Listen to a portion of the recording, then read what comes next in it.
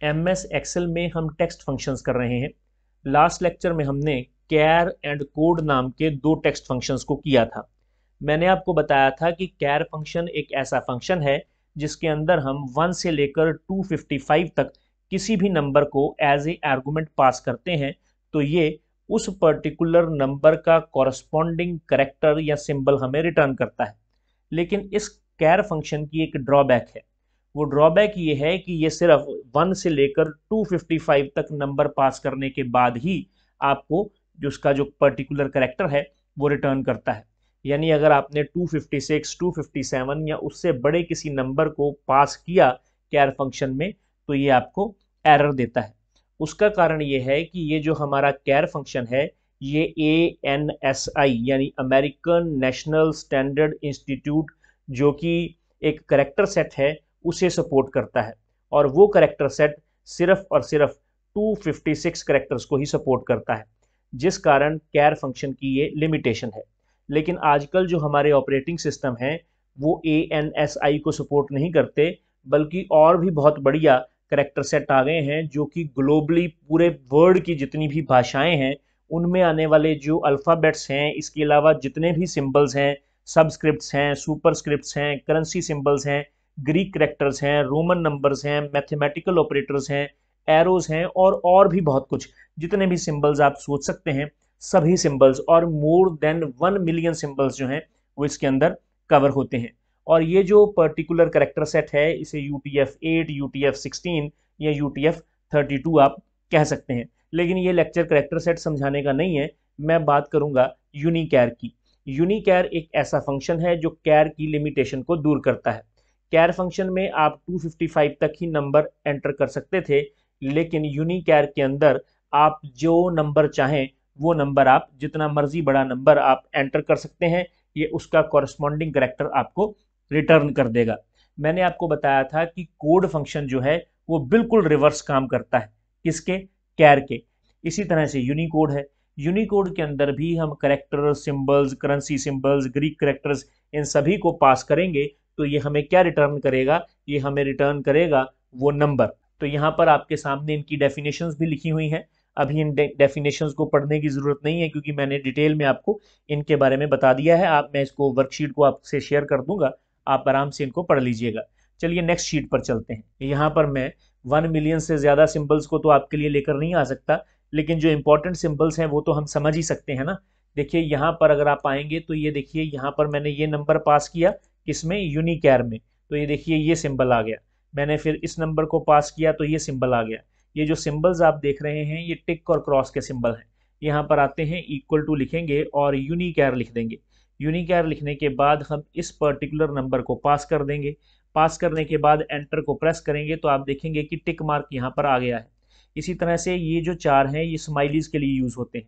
Equal to लिखेंगे, यूनिकैर लिखेंगे। यूनिकैर लिखने के बाद टैब को प्रेस करेंगे और इसे सिलेक्ट कर लेंगे तो ये हंसता हुआ नूरानी चेहरा आपके सामने आ जाएगा। ये देखिए, और ये सब हंस रहे हैं और ये थोड़ा सा नॉर्मल है। अब मैं आपको उदास चेहरे भी दिखाऊंगा। तो ये 3 आपके उदास चेहरे हैं। और ये जो पर्टिकुलर नंबर्स हैं ये किसके लिए हैं? सीजर्स के लिए हैं। बहुत बार आपको सीजर सिंबल की भी ज़रूरत पड़ सकती है। यहाँ पर ये टेलीफोन का सिंबल है, यहाँ पर ये एरोप्लेन का सिंबल है, यहाँ पर ये मेल का सिंबल है। यहाँ पर आएंगे तो यहाँ पर आपको हाथ के, अपनी फिंगर्स के जो है सिंबल्स दिखाई देंगे। यहाँ पर अगर आप आएंगे तो आपको पेन पेंसिल के सिंबल दिखाई देंगे। यहाँ पर आएंगे तो यहाँ पर आपको ट्रायंगल और उल्टी ट्रायंगल, जिसको हम डेल्टा वगैरह भी कह देते हैं, ये सिंबल्स आपको दिखाई देंगे। यहाँ पर आएंगे तो ये देखिए रुपीज़ का सिंबल है, ये भी कहीं की करेंसी है। ये फाई का सिंबल है और ये टॉर्क का सिंबल है। ये अल्फ़ा है, ये गामा है, ये गामा है। ठीक है, ये फाई है। ठीक है, सभी सिंबल्स के नाम तो मुझे भी नहीं पता। ये ओमेगा है। यहाँ पर आएंगे तो यहाँ पर अगर आप देखें तो ये म्यू का सिंबल है, ये लैम्डा का सिंबल है, ये थीटा है, यहाँ पर बीटा है, गामा है। ये देखिए डायमंड का सिंबल है, स्टार का सिंबल है, ये हार्ट का सिंबल है, यहाँ पर ये फ्लैग का सिंबल है, यहाँ पर ये अलग अलग स्टार्स के सिंबल हैं, ये इन्फिनिटी का सिंबल है, ये सेंट का सिंबल है एंड सो ऑन। अब हम ऐसा करते हैं कि मैंने आपके लिए 3 एग्जाम्पल्स लेकर आया हूँ। मैं उन एग्जाम्पल्स से आपको इनके बारे में और भी अच्छी जानकारी मिल जाएगी कि इनका हमें इस्तेमाल क्यों करना है तो होता है। यहाँ पर आते हैं। यहाँ पर मेरे पास प्रोडक्ट आईडी है और यहाँ पर प्रोडक्ट के नेम्स हैं। यहाँ पर लिखा है कि वो स्टॉक में है या नहीं है। मैं ये चाहता हूँ कि जहाँ जहाँ पर भी यस लिखा हुआ है वहाँ पर टिक मार्क आ जाए और जहाँ पर नो लिखा है वहाँ क्रॉस का साइन आ जाए। अगर मैं आपको यूनिकैर में यहाँ पर वापस लेकर जाऊँ तो टिक किसके लिए है, 1003 लिखने पर टिक आता है, और क्रॉस कब आता है, 10005 लिखने पर आता है। तो चलिए हम यहाँ पर आते हैं। यहाँ पर आएंगे, इक्वल टू लिखेंगे, इफ़ लिखेंगे, टैब को प्रेस करेंगे। टैब को प्रेस करने के बाद इसे पकड़ लेंगे और इक्वल टू का साइन डाल लेंगे, डबल कोट्स में अब यहाँ पर यस लिख देंगे। अब अगर C2 में जो वर्ड लिखा है वो यस है तो आपको क्या करना है, आपको लिखना है यूनिकैर। क्या लिखना है, यूनिकैर। यूनिकैर लिखने के बाद आपको यहाँ 1 डालकर 3 जीरोस डालनी है और 3 लिख देना है और इसे बंद कर देना है। अगर ऐसा है तो ये हो, लेकिन अगर ऐसा नहीं है, अगर यस नहीं लिखा हुआ है तो क्या करना है, तो आपको फिर से यूनिकैर लिखना है, टैब को प्रेस करना है। टैब को प्रेस करने के बाद यहाँ पर 10005 लिख देना है, इस ब्रैकेट को बंद कर देना है, इफ़ को बंद कर देना है, एंटर को प्रेस करना है। तो आप देखेंगे कि यहाँ पर टिक मार्क है। डबल क्लिक करें, जहाँ जहाँ पर नो है वहाँ पर क्रॉस आ गया और जहाँ पर यस है वहाँ पर टिक मार्क आ गया है। चलिए नेक्स्ट एग्जाम्पल देखते हैं। नेक्स्ट एग्जाम्पल के लिए एग्जाम्पल 2 नाम वाली इस वर्कशीट में चलते हैं। यहाँ पर उन्होंने कस्टमर की कोई फीडबैक दी हुई है। अगर कस्टमर फीडबैक 4 और 5 देता है तो एक्सीलेंट सेटिस्फेक्शन है और आपको ये स्माइली दिखानी है, यानी हंसता हुआ नूरानी चेहरा दिखाना है। यहाँ पर गुड सेटिस्फेक्शन है, तो यहाँ पर आपको नॉर्मल, ना बहुत ज़्यादा प्रसन्न है और ना ये रो रहा है। यहाँ पर पुअर सेटिस्फेक्शन के लिए आपको ये स्माइली दिखानी है और जब स्कोर 1 या 2 होगा, 3 होगा तो आपको ये दिखानी है। चलिए यहाँ पर आते हैं। यहाँ पर आने के बाद इक्वल टू लिखेंगे, यहाँ पर इफ़ लिखेंगे, टैब को प्रेस करेंगे।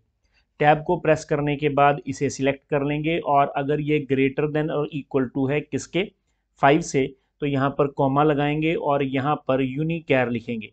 टैब को प्रेस करेंगे। टैब को प्रेस करने के बाद अब हंसता हुआ जो नूरानी चेहरा है जो एक्सीलेंट सेटिस्फेक्शन पर आता है, तो उसके लिए यहाँ पर कोड लिखेंगे। उसका कोड है 128522। लिखने के बाद ब्रैकेट को बंद कर देंगे, कॉमा लगाएंगे, लेकिन मान लीजिए कि ये जो सेटिस्फेक्शन है, ये जो लेवल है वो 5 नहीं है, उससे कम है, तो हम यहाँ पर फिर से इफ लिखेंगे। टैब को प्रेस करेंगे। टैब को प्रेस करने के बाद C7 लिखेंगे और ग्रेटर देन और इक्वल टू यहाँ पर हम 3 लिख देंगे, कॉमा लगाएंगे। कॉमा लगाने के बाद फिर से यूनिकैर लिखेंगे, टैब को प्रेस करेंगे। अब यहाँ पर गुड सेटिस्फेक्शन के लिए जो चेहरा है वो लगाना है, हमें वो स्माइली लगानी है, तो उसका कोड है 128528, ये लिख देंगे। ब्रैकेट को बंद करेंगे। ब्रैकेट को बंद करने के बाद कॉमा लगाएंगे। अब मान लीजिए ये जो सेटिस्फेक्शन लेवल है वो स्कोर 3 भी नहीं है, उससे भी कम है, तो उसके लिए फिर से यूनिकैर लिखेंगे। लिखने के बाद टैब को प्रेस करेंगे। टैब को प्रेस करने के बाद अब रोंदू चेहरे के लिए क्या कोड है, तो वो है 128577 लिख देंगे। ब्रैकेट को बंद कर देंगे। ब्रैकेट को बंद करने के बाद इफ़ को बंद करेंगे, फिर उससे भी पहले वाली इफ़ को बंद कर देंगे। एंटर को प्रेस करेंगे, यहाँ पर हंसता हुआ नूरानी चेहरा आ गया। डबल क्लिक करेंगे तो ये देखिए नॉर्मल दिखाई दे रहा है, क्योंकि इसका जो फीडबैक स्कोर है वो 3 है। ये बेचारा रोंदू चेहरा है और ये भी रोंदू चेहरा है, क्योंकि यहाँ पर फीडबैक स्कोर 1 और 2 है, लेकिन ये नॉर्मल है क्योंकि यहाँ पर इसका ना तो स्कोर ज़्यादा है ना कम है, 4 है। चलिए एक और एग्जाम्पल समझते हैं। यहाँ पर आते हैं। यहाँ पर हमारे पास स्टार्स दिए गए हैं। मैं ये चाहता हूँ, यहाँ पर मैं पहले क्लियर कंटेंट्स कर दूँ क्योंकि ये तो मुझे आपको करके दिखाना है। मैं ये चाहता हूँ कि अगर रिव्यू का स्कोर 5 है तो उसके लिए फुल स्टार दिखाया जाए, 4 है या 5 है। अगर मान लीजिए उसका स्कोर 3 है तो उसके लिए हाफ स्टार दिखाया जाना चाहिए, जैसे इसको हाफ स्टार माना गया है, और अगर उससे भी कम है तो उसके लिए नो स्टार होगा। तो यहाँ पर हम इक्वल टू लिखेंगे। इक्वल टू लिखने के बाद इफ़ लिखेंगे। इफ़ लिखने के बाद इस स्कोर को सिलेक्ट कर लेंगे। अगर ये ग्रेटर देन और इक्वल टू है 5 से, कॉमा लगाएंगे, यूनिकैर लिखेंगे। यूनिकैर लिखने के बाद टैब को प्रेस करेंगे। टैब को प्रेस करने के बाद 7933 कोड होता है इस फुल के लिए, और इसे यहाँ पर पास कर देंगे। और अगर ऐसा नहीं है, मान लीजिए स्कोर इतना नहीं है, तो फिर से इफ़ लगाएंगे, टैब को प्रेस करेंगे। टैब को यहाँ पर प्रेस करने के बाद हम यहाँ पर फिर से C7 लिखेंगे, ग्रेटर देन और इक्वल टू 3 लिख देंगे, कॉमा लगाएंगे। कॉमा लगाने के बाद फिर से यूनिकैर लिखेंगे, टैब को प्रेस करेंगे और यहाँ पर कोड लिखेंगे 9734। 9734 लिखने के बाद इसे बंद कर देंगे। बंद करने के बाद यहाँ पर कॉमा डालेंगे। अब फॉल्स का केस क्या है, तो वहाँ पर हमें कोई स्टार नहीं चाहिए, तो हम सिंपल डबल कोट्स डाल देंगे। डबल कोट्स स्टार्ट करेंगे, डबल कोट्स बंद कर देंगे। उसके बाद ब्रैकेट को क्लोज करेंगे, एक इफ को क्लोज कर दिया, फिर दूसरी इफ को भी क्लोज कर देंगे। एंटर को प्रेस करेंगे, ये देखिए यहाँ पर फुल स्टार है। डबल क्लिक करेंगे, यहाँ पर भी हाफ स्टार, यहाँ पर भी हाफ स्टार, लेकिन 1 और 2 के लिए यहाँ पर कोई स्टार नहीं दिखाया गया है। तो ये तो था यूनिकैर। अब यूनिकोड की भी बात कर लेते हैं। यूनिकोड इसके बिल्कुल ऑपोजिट है। यहाँ पर इक्वल टू लिखेंगे और यहाँ पर यूनिकोड लिख देंगे। यूनिकोड लिखने के बाद टैब को प्रेस करेंगे, इसे इसमें पास कर देंगे। एंटर को प्रेस करेंगे तो ये इसका कोड आपको बता देगा। इक्वल टू लिखेंगे, यूनिकोड लिखेंगे। यूनिकोड लिखने के बाद टैब को प्रेस करेंगे। टैब को प्रेस करने के बाद यहाँ पर डबल कोट्स में ए लिख देंगे। डबल कोट्स को बंद करेंगे, एंटर को प्रेस करेंगे तो यहाँ पर 65 आ गया। यानी इसका बिल्कुल रिवर्स जो है उसको यूनिकोड कहा जाता है। तो हमने यूनिकैर भी समझ लिया, यूनिकोड भी समझ लिया। दरअसल यूनिकैर एक ऐसा फंक्शन है जिसकी हेल्प से आप अपनी वर्कशीट में सिंबल्स को इंसर्ट कर सकते हैं। जैसे सिंबल चाहें वैसे सिंबल्स आपको यूनिकैर की सहायता से मिल सकते हैं।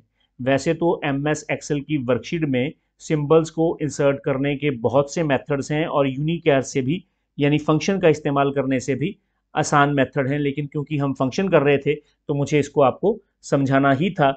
वैसे इसको सिंबल्स को इंसर्ट करने के इससे आसान मेथड भी MS एक्सेल में अवेलेबल हैं। तो ये तो था यूनिकैर और यूनिकोड। मिलते हैं नेक्स्ट लेक्चर में।